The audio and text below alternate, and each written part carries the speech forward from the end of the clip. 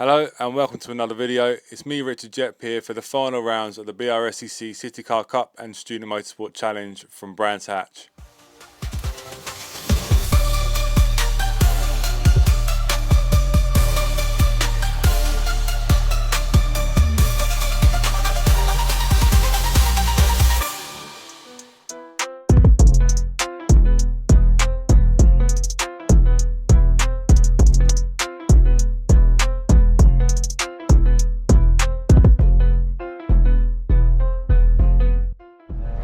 So we're just in from qualifying, very wet as you can see. The track was drying up though, it kept getting quicker and quicker each lap.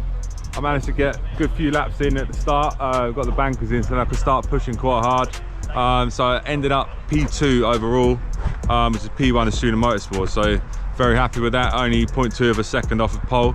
I was actually about half a second up on my fastest lap before the red flag came out, so I think I would have taken pole overall anyway, but you know, I'm happy to start from second. It's a good place to start here. So yeah, this car felt great. It's looking like it's going to dry up this afternoon, so we can go back to the settings that we used for testing yesterday, which was dry, and we were quick then as well. So all looking good for the day. Yeah, coming right up, race one. So just at the start of race one here at Brands Hatch, starting from P2. Lovely sunny day, pretty cold but perfect conditions really. And off we go. Bit of a bog down on the start. Chris got a good start and Stu on the left here got a flying start. Come up from third on the grid. You can see Jack on the inside of me here as well. So they started third and fourth, had a pretty bad start. So yeah, coming into Druids, had a bit of space behind me so I could take quite a nice line into it. Had a good run out of here, right on the back of Jack. To let him sort of get into the corner a little bit, I had a great exit. Managed to start pulling aside him here. You can see, as soon as we get into third, he starts coming back at me again. Something we suffered with all seasons, straight line speed.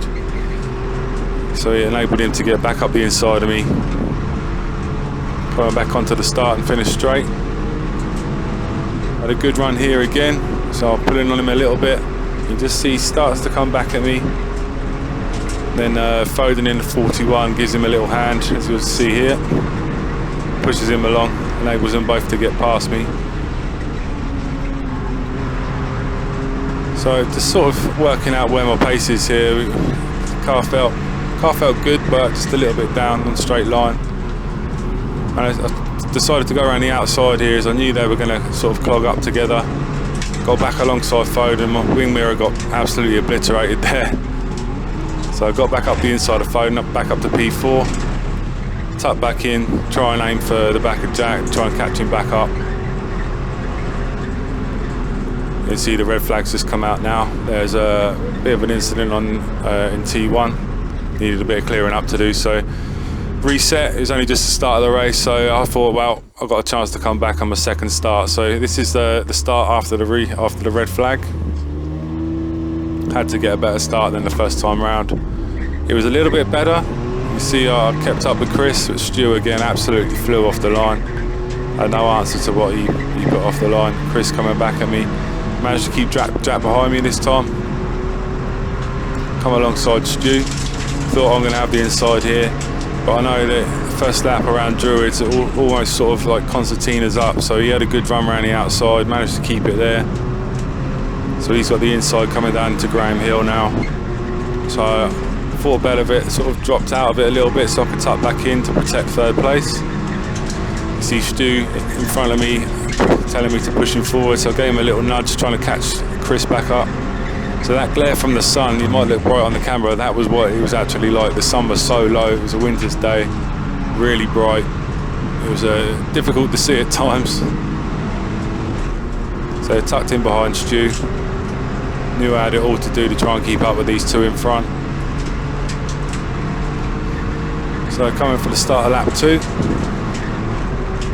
Stu's pressing Chris already, so Chris going very defensive. Slows them both down a little bit, enables me to catch them back up into Druids. Bit of a nudge there from Chris on the inside. He didn't have a lot of room, so it was fair. You see they've both knocked their mirrors in now, so I knew they couldn't see out of their right or left hands. Stu, I got slowed up there a little bit by Stu on the apex, but tactics, it's all good. So Stu had a great run, overtaking Chris here. Managed to get the job done. Thought I might try and do a bit of an undercut coming out of here, but Chris held the inside line, so I just tucked up behind him. I knew he was very quick on the straight line, so I wanted to tuck in behind him here. Come around for the start of lap 3.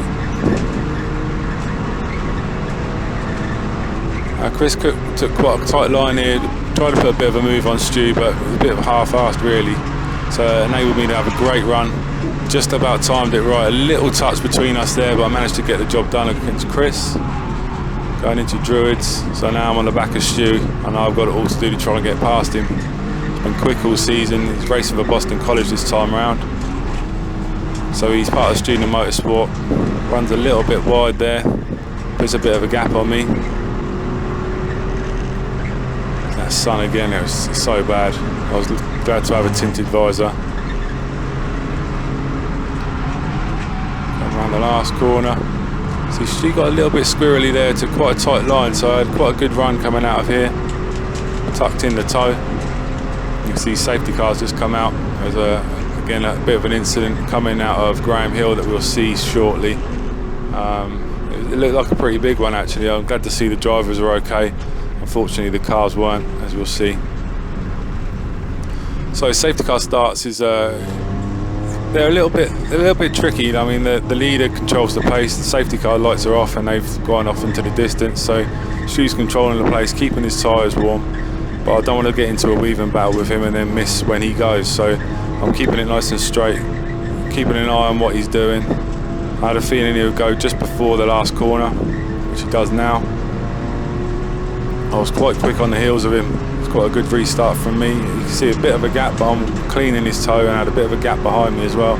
You see I got right in his toe. I think he missed the gear. Stu said he missed the gear. So it enabled me to get right up on the back of him. I don't think he thought I was going to make a move, but I darted to the inside. Managed to hold the inside line, get the job done there. Very happy with that one. You see Chris is starting to make a move on him as well, so Stu's gone defensive, enabled me to get a nice line into Druids, start getting a bit of a gap. Coming down to Graham Hill Bend, struggling to get it turned in there all weekend. So Stu's still on the back of me. I know he's quick in the straight line in that car. You see him catching. But I just got to hold the inside round here, and I've got the job done. I've sort of locked up a little bit under braking. I missed the apex by about half a car's width, and it just enabled him to get his nose in there, as you can see on the inside. He had a good run. I sort of tucked right in to get a bit of a side draft, and it worked really well along here. Managed to just get past him in time for the line, which was crucial, as you'll see in a little bit. I was actually 0.05 of a second over the line, so 5,000ths of a second, 500ths of a second, sorry.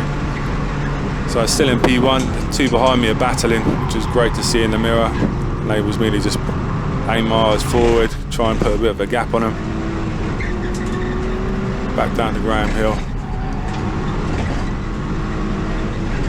You can see behind me now I've got a bit of a gap, and Chris is actually in front of Stu there, but Stu's on the inside, so I knew they're going to be going side by side through 30s. Just concentrate on what I'm doing, make sure I hit this apex this time round, which I managed to nicely. Had a great run through there. You see I've got quite a bit of a gap now, so I knew I had the pace to keep in front. They were battling hard behind me. Just over the start-finish line. And about here I just saw a little yellow flag flash up, and it flashed straight to red. So what that means is we usually get a count back.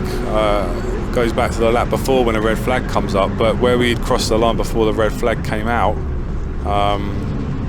it went back to the previous lap, which is the lap I said I was 500ths of a second in front of Stu as I crossed the line, which was absolutely crucial. Man, it means that I I grabbed the win. I didn't quite know what was going on at the minute. You can see the incident that caused the red flag here. A couple of cars involved. There's Liam Brown in there. Thankfully he was all right. He was just a bit winded. It's quite a big incident. I couldn't see it on the footage or on the live stream. So it's coming around here. I could see the team on the fence. They were indicating that it was all over. So it was the first sort of moments when I thought, actually, I've done this now. I wanted to make sure, so I crept it around, tried to waste a bit of time on the red flag lap. Pulled up on the start finish straight, and there's a time just by that marshal. There is time on the light board, and it was only 50 seconds, and it was still counting down. So I was thinking, there's no way this is going to restart. I started asking the marshals. They weren't too sure, and I saw the time had gone down to 0. I just jumped down to 0, so I was pretty confident that was the job done. We got the one behind the safety car. There's going to be no time, is there? A bit more communication with the marshal. Gone to 0 now already. Yeah, so you're out of time, of course, yeah. So I thought, yeah, that's job done. Engine off. Sit there. Pretty happy with that. It was a tough race. I had 2 very bad starts. But I managed to get back up to P1, and it is the 3rd overall win of the season, which is really tough in these cars. I mean, the top 10 is so close, and the drivers are so good. People may think that these cars are slow or whatever. They handle really well. They're very difficult to drive quickly. So to be winning at this, even at this level, is. Yeah, I'm really proud of being able to do it. It's great for the team. I saw my my girlfriend and her family up on the side there. It's coming through the team. Absolutely buzzing with that. Yeah, come around to line the car up. Job done. Start celebrating with the team. Get in.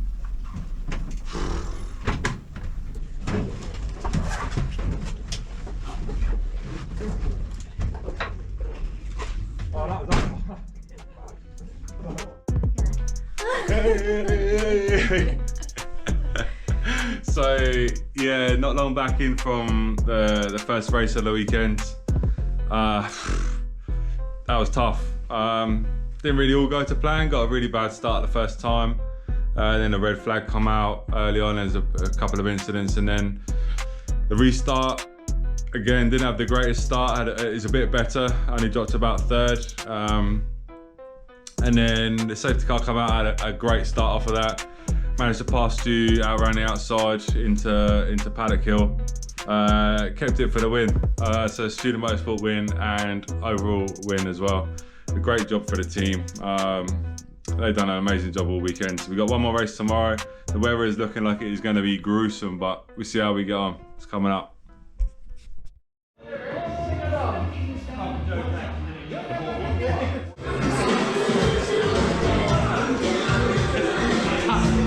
He's on his knees for you, Rich. Get ready, get ready, get ready. Oh, you can't say anything, it's on camera now, it's on tape. Okay. Oh. How's Brighton, Rich? Oh, yeah. Oh, speaking. What's going on? What's going on, mate? I don't know. Why have you been something? Bear in mind, we have a race tomorrow. Are we on the YouTube channel? Let's go.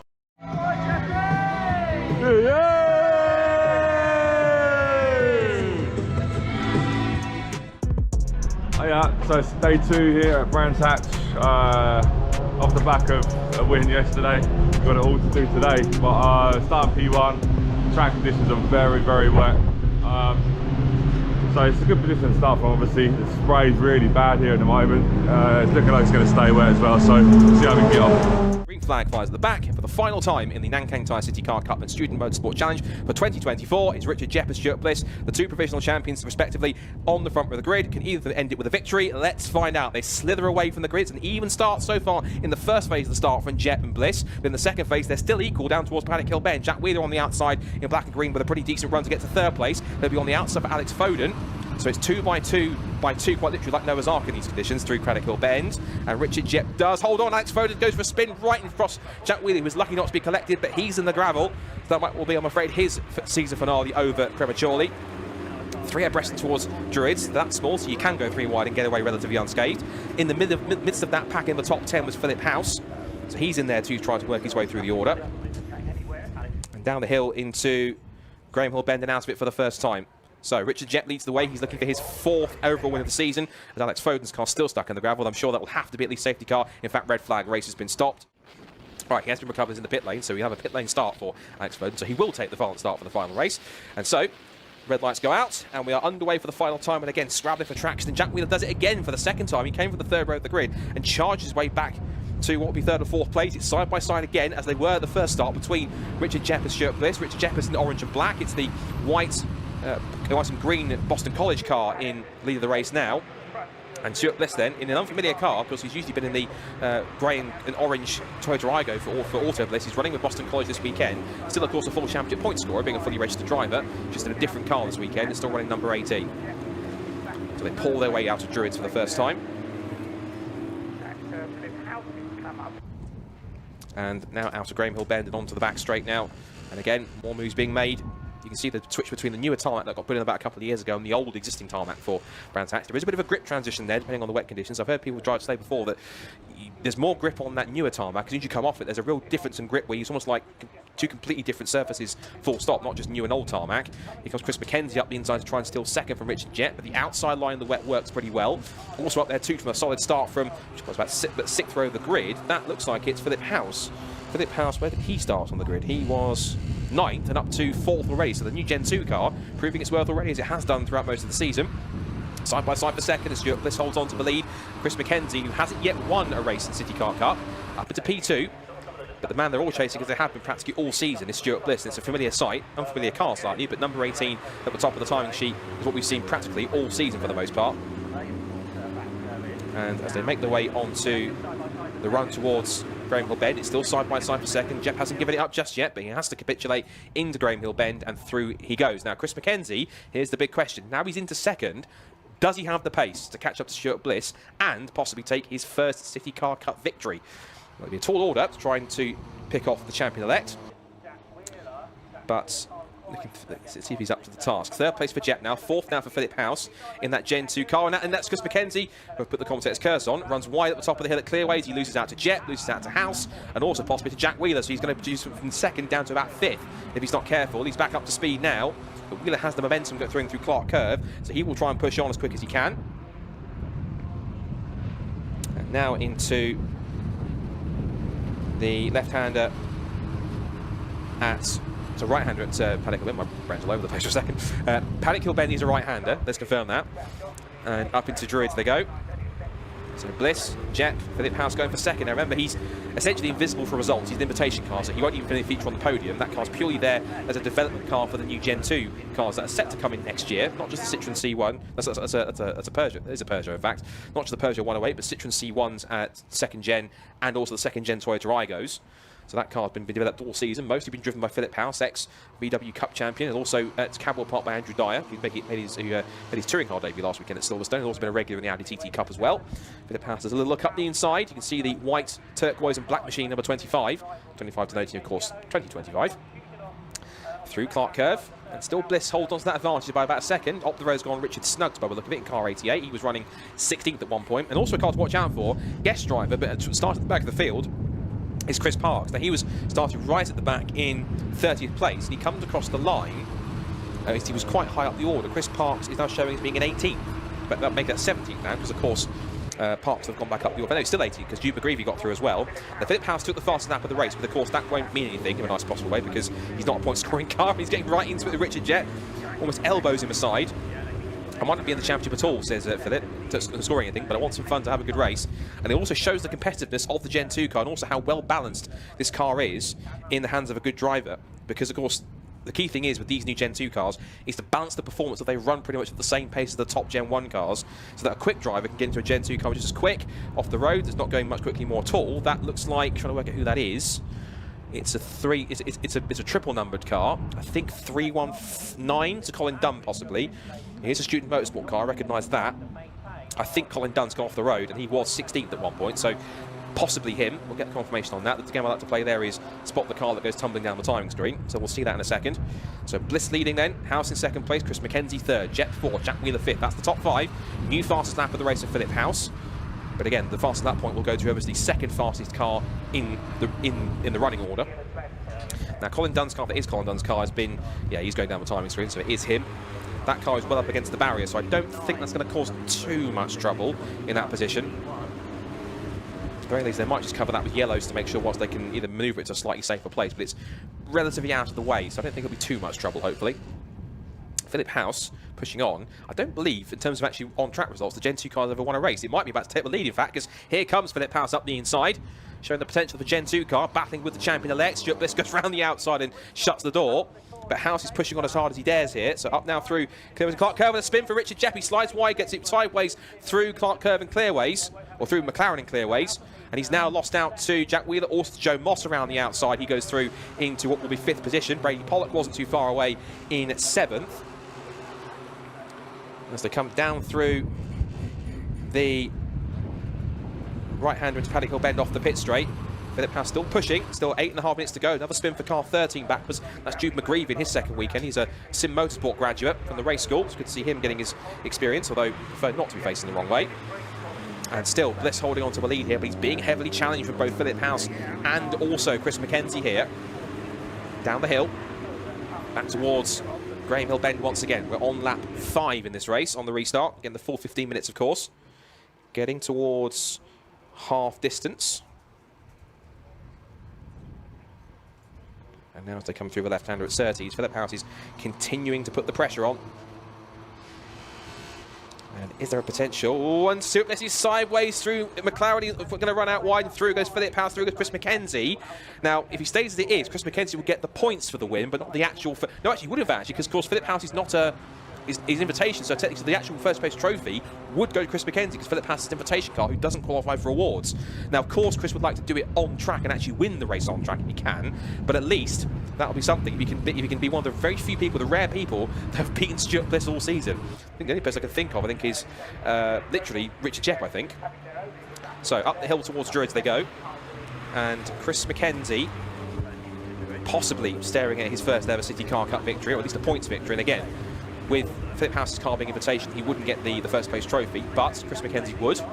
But Chris would love to do it literally on track as well as in the result. So out of Graham Hill Bend, he's pretty close. Looking to the inside line with a good run here up Cooper straight towards Surtees. Gets the traction, pulls alongside the Gen 2 Peugeot 108, and into the lead goes Chris McKenzie. So Chris McKenzie then in the Bitcoin Racing Citroen C1 into the lead here, and only 6 3/4 minutes away from possibly his first City Car Cup victory.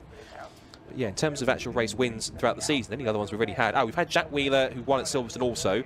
We also had as well Elliot Lettuce also, who won this season. So only 3 other different winners we had this year.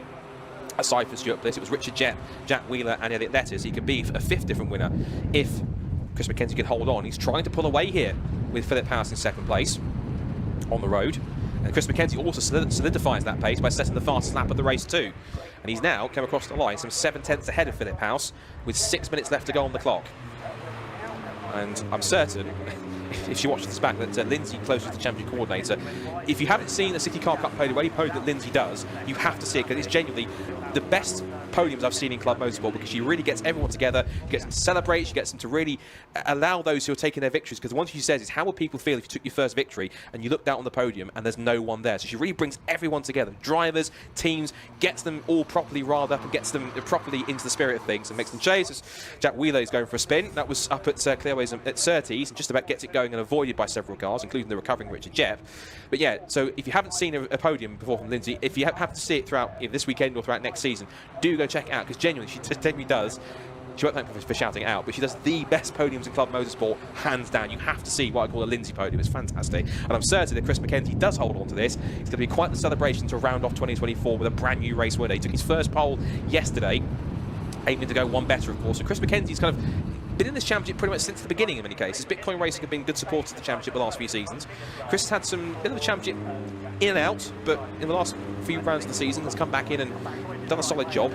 I keep thinking it's the same Chris McKenzie that did Fiesta Juniors a few years ago. It's the same name, of course, and he's quite a young driver as Chris, but unless you ask the question. I'm not 100% on that, so holding on for the time being.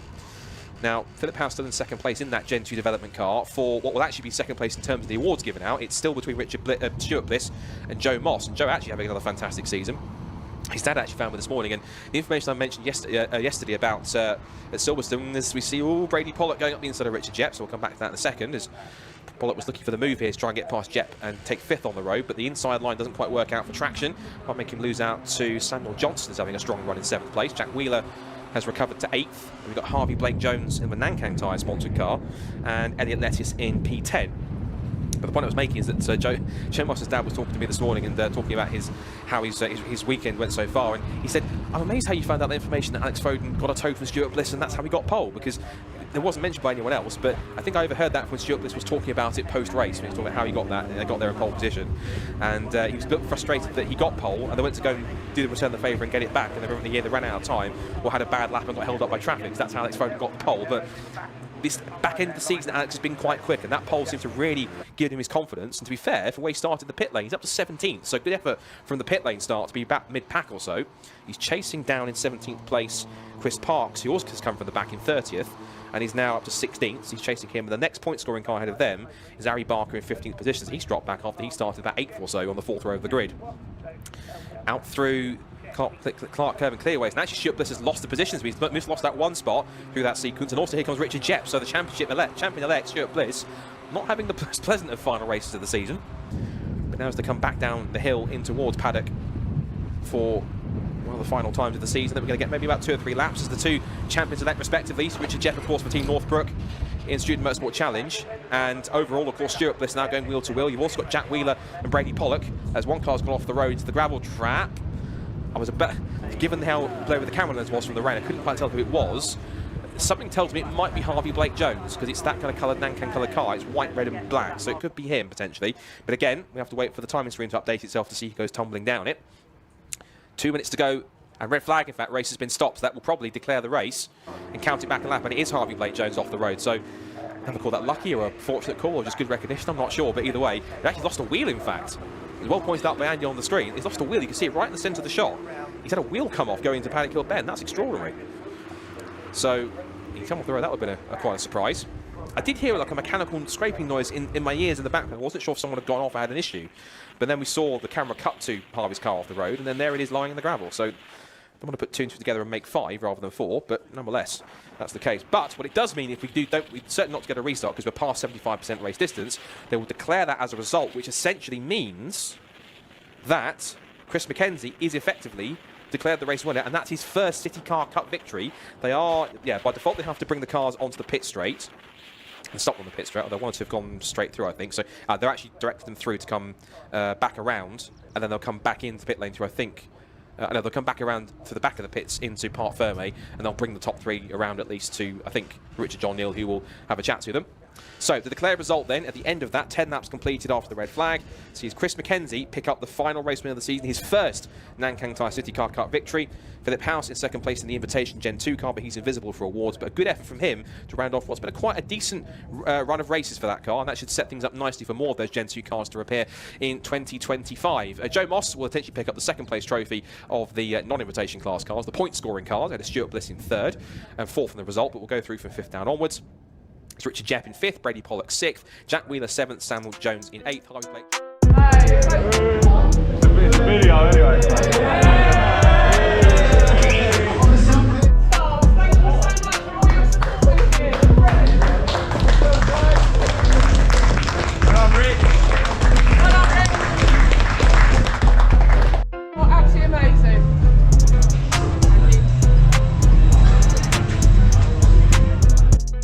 So that's it for the weekend up here at Brands. Just finished the second race. Started pole, but yeah, didn't get the greatest start. Dropped down a little bit, so I dropped, and there's quite a lot of carnage during there. It's so greasy. But that's it for the season. We finished, I think we finished 4th then, second in Student Motorsport. But that wraps up the season for us, and we're Student Motorsport champions again. So it's the 3rd year in a row. It's a great job by the team, and obviously thanks to all the sponsors, out to Harwin, GF Machining, Star Micronics, Rocktit, Rainford Precision, and everyone else who's helped us through this season. It's been tough, but we've done it again. Hopefully some more of it next year, but for the meantime, just give this post a like, share and subscribe. There'll be plenty more videos coming up. Take care.